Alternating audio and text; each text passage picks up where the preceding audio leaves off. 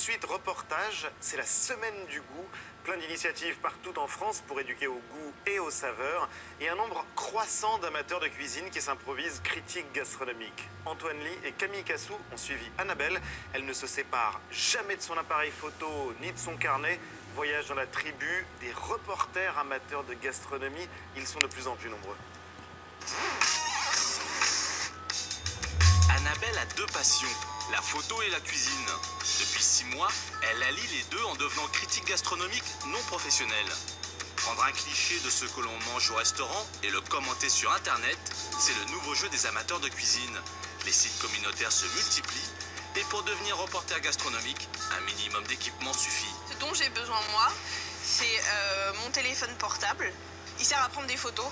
Et pas arriver avec un énorme appareil photo qui fait que tout de suite on est repéré, et le carnet où je note les détails qui me gênent ou qui me plaisent plus ou voilà. Ce soir-là, elle a rendez-vous avec des amis dans une brasserie parisienne.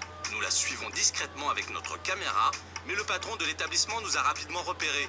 Annabelle lui explique la raison de notre présence. On fait des photos, n'importe qui, et après on met en ligne la photo de l'endroit où on a été mangé avec la critique perso du plat ou du truc. Ah mais si, j'ai eu ça.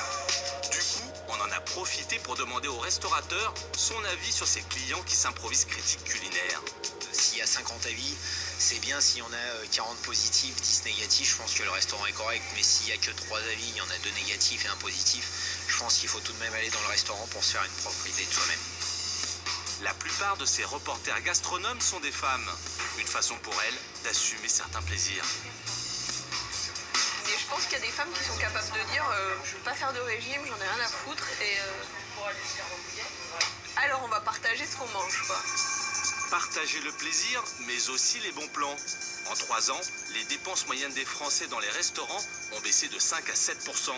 Ces sites communautaires gastronomiques peuvent être un bon moyen de dépenser son argent sans se tromper. La salade est belle, elle est pas très chère, elle est facturée je crois dans les 12 €. Aller au restaurant aujourd'hui c'est devenu un luxe et oui je pense que c'est rendre service. Leur dire qu'à certains endroits, voilà, vous allez débourser tant mais voilà ce que vous allez avoir pour tant. Je vais vous dire si c'est bon maintenant. Verdict, Non, c'est très bon. cette reporter gastronome envoie ses commentaires et ses photos sur ce site internet. C'est cet amateur de cuisine qui l'a créé. En 6 mois, 100 000 autres passionnés de gastronomie l'ont rejoint. Un succès inattendu qui s'explique par la place grandissante de l'image et des nouvelles technologies dans notre société. Je suis dans un restaurant et nous, dans Food Reporter, on va afficher finalement un menu, mais sous forme de photos, un peu comme dans beaucoup de restaurants en Asie. Et ça, c'est une tendance de fond, à mon avis, c'est que les gens, au-delà des mots, ils ont besoin d'images pour comprendre ce qu'ils vont manger. Sur ce site, on peut aussi partager ses propres recettes, photos à l'appui. Autre possibilité, grâce à son smartphone, on peut localiser en un clic les meilleures adresses testées par les reporters culinaires. Une pratique qui risque de mettre au régime les critiques gastronomiques professionnelles. Vous êtes devenu le pire ennemi de Gaumillot et du guide Michelin ? On va pas se faire d'ennemis.